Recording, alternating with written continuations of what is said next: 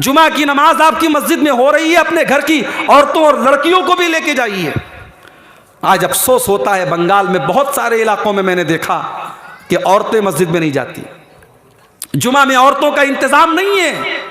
कितने अफसोस की बात है।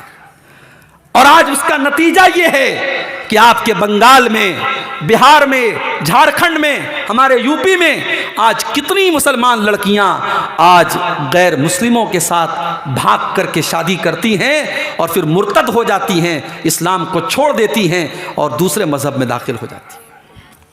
उनको पता ही नहीं कि इस्लाम कितनी बड़ी दौलत है, उनको कोई बताने वाला ही नहीं था कि ईमान कितनी बड़ी दौलत है।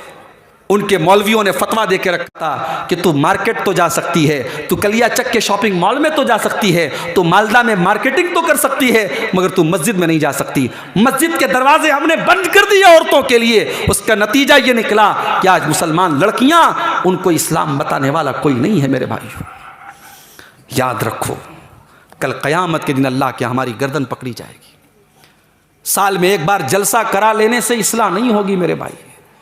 जब बीमारी बढ़ती है ना तो एंटीबायोटिक ज़्यादा दी जाती है ताकि वायरस को ख़त्म करे। वायरस बहुत फैल चुका है, वायरस फैल रहा है फेसबुक से, वायरस फैल रहा है इंस्टाग्राम से, वायरस फैल रहा है टीवी सीरियल से, वायरस फैल रहा है बॉलीवुड की फिल्मों से।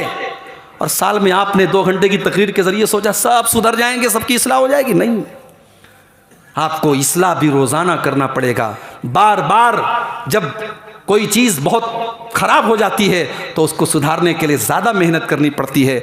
मेरे प्यारे साथियों, हमें और आपको अपनी नौजवान नस्ल के ऊपर ज़्यादा मेहनत करनी पड़ेगी।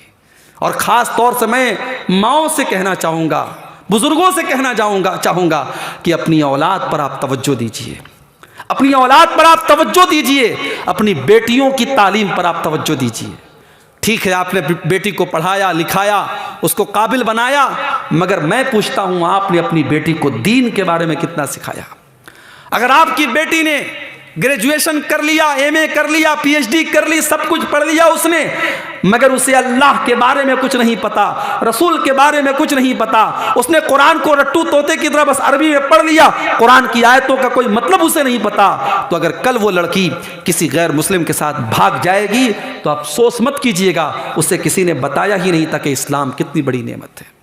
चूँकि मुझे अभी फ़ौरन पूर्णिया निकलना है, मुझे जलसे वालों ने कहा था आपको 11 बजे तक बोलना है, मगर मैं बहुत अफसोस और माजरत के साथ कहना चाहता हूँ क्योंकि 200 किलोमीटर का सफ़र करना है, बाई रोड करना है।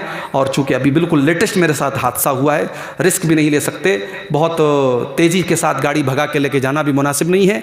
मैं एक आखिरी बात बयान करके बात ख़त्म कर रहा हूँ कि आज अपनी मुसलमान लड़की और लड़कियों की दीनी तालीम के लिए हम क्या कर रहे हैं, इस पर हम सर जोड़ करके और दिमाग लगा करके हम गौर करें। मैंने साउथ में देखा, बेंगलोर और हैदराबाद वगैरह में देखा कि एक बड़ा अच्छा सिस्टम है, मस्जिदों के अंदर मकतब चल रहा है। और मकतब का मतलब सिर्फ ये नहीं कि छोटे छोटे बच्चे आ रहे हैं और टाइम पास कर रहे हैं, मौलवी साहब के पास कुरान पढ़ रहे हैं। बाकायदा मस्जिद के अंदर मकतब का एक सिस्टम है, 2 घंटे पढ़ाई होती है और अच्छे वेल ट्रेंड टीचर पढ़ा रहे हैं और पूरा एक सिलेबस है, उसमें दुआएं भी सिखाई जा रही हैं, उसमें नमाज का तरीक़ा भी सिखाया जा रहा है, उसमें अकीदे की मोटी मोटी बातें भी बताई जा रही हैं।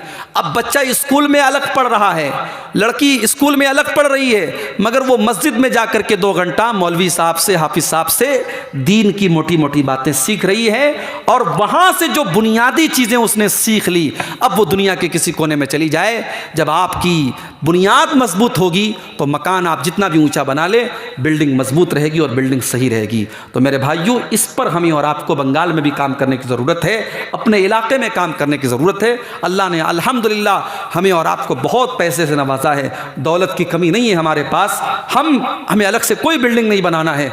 आप मस्जिदों में एक मकतब का सिस्टम बनाइए और इसी बहाने जो मस्जिद के इमाम साहब हैं उनसे आप सिर्फ नमाज मत पढ़वाइए, उनकी सलाहियत और उनके टैलेंट से आप थोड़ा सा और फ़ायदा उठाइए, 1-2 टीचर और रखिए और कोशिश कीजिए कि जो बच्चे हमारे इंग्लिश मीडियम स्कूलों में पढ़ते हैं हम उनको मकतब के ज़रिए दीन से जोड़ें, ताकि कल जब वो लड़का या लड़की जवान हो तो उसे नमाज की दुआएं पता हो, उसे इस्लाम की अहमियत पता हो, उसे तौहीद के बारे में पता हो।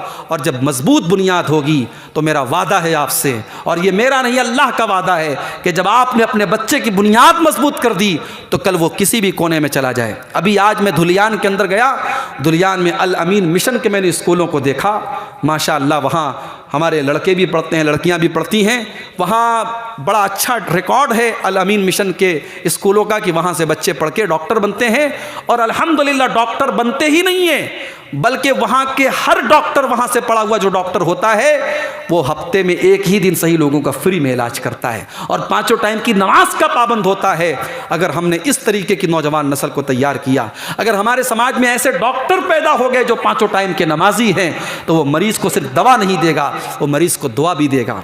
मरीज अगर तावीज़ पहन के आया, वो समझाएगा कि भाई ये तावीज़ गलत है, उसकी दुआ और उसके कोशिश से वो मरीज़ की इस्लाह भी होगी इंशाअल्लाह। इस पर हमें और आपको काम करने की ज़रूरत है।